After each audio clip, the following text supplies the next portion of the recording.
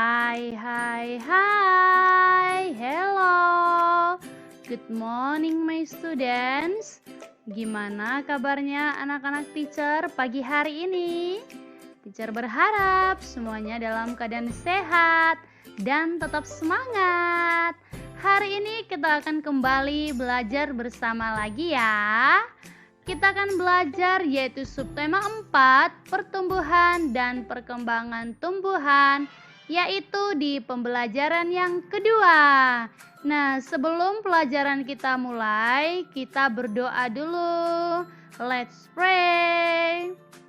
Let's pray, Lord Jesus, we thank you for your blessing today. Now we want to study. Please bless us and guide us. In the name of Jesus Christ, we pray to you. Amen. Oke, thank you. Nah, hari ini langsung saja kita belajar. Teacher mau bertanya sama anak-anak teacher nih. Ada yang kenal dengan tumbuhan ini atau dengan buah ini? Ya, pastinya semuanya kenal dong. Ada yang suka makan buah ini? Oke, nah untuk kita semua dan juga anak-anak teacher harus rajin makan buah supaya kita tetap sehat karena buah ini mengandung banyak vitamin pastinya. Nah, hari ini kita akan pelajari pertumbuhan daripada pepaya ini. Nah, kira-kira ada yang tahu bagaimana cara pertumbuhan dan perkembangbiakan daripada pepaya ini? Langsung saja. Nah, di sini kita akan pelajari pertumbuhan pohon pepaya. Nah, pohon pepaya yang ada di lingkungan sekitar kita berasal dari biji pepaya. Nah, biji pepaya yang ditanam di dalam tanah akan melalui beberapa proses hingga akhirnya dapat menjadi pohon pepaya dewasa. Nah, bagaimana cara pertumbuhan pepaya tersebut? Langsung saja. Biji pepaya yang ditanam akan berkembang menjadi kecambah. Nah, ini dia biji pepaya yang kita tanam lalu berkembang menjadi kecambah. Saat menjadi kecambah dari biji pepaya akan tumbuh akar dan tunas daun kecil. Nah, ini dia ada akar dan juga tunas daun kecil. Kecambah tersebut akan menjadi tumbuhan pepaya muda. Nah, ini dia tumbuhan pepaya muda.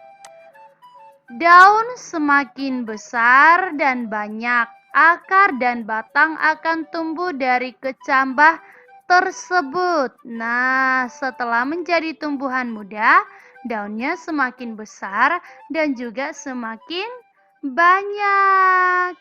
Nah, dan akan tumbuh juga akar dan juga batang dari kecambah tadi.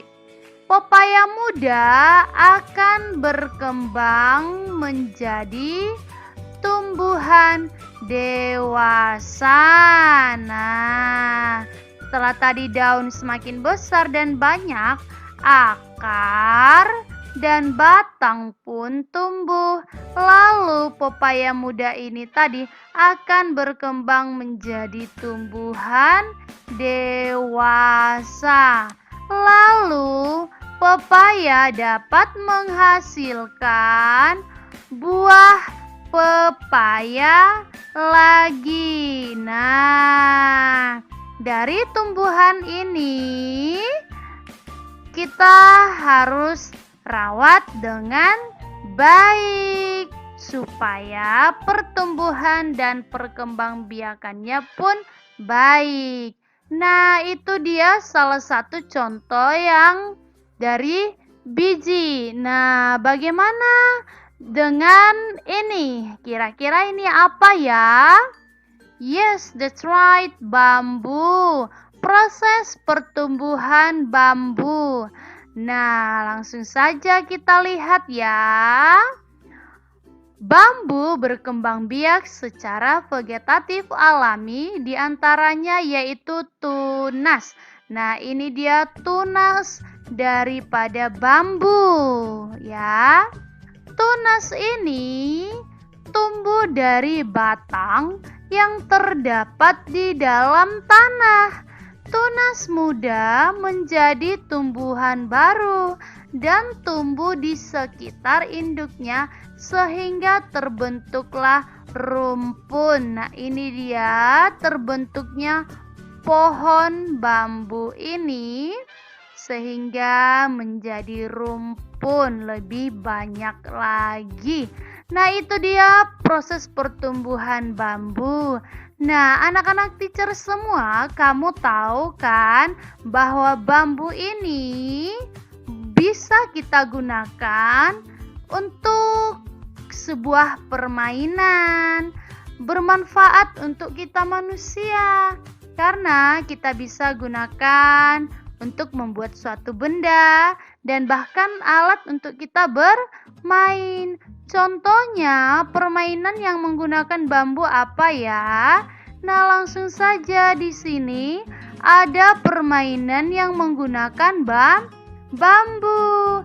Nah, permainan ini dilakukan secara berkelompok.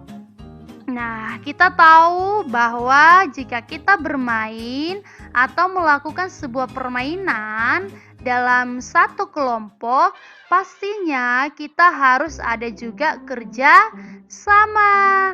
Nah, kira-kira permainan apa lagi ya yang memerlukan kerja sama? Contohnya apa, anak-anak teacher? Oke, pernahkah kamu bekerja sama saat bermain? Pernah nggak anak-anak teacher?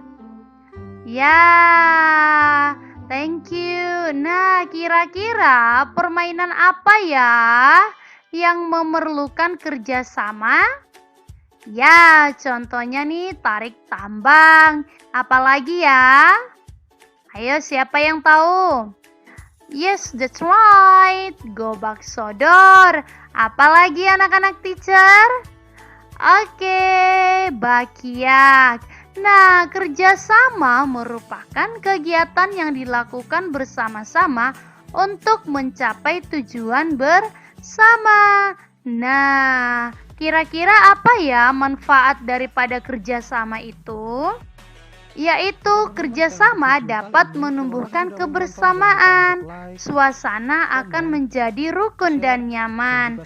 Sikap bersatu tidak saling menyalahkan. Suasana menjadi lebih menyenangkan.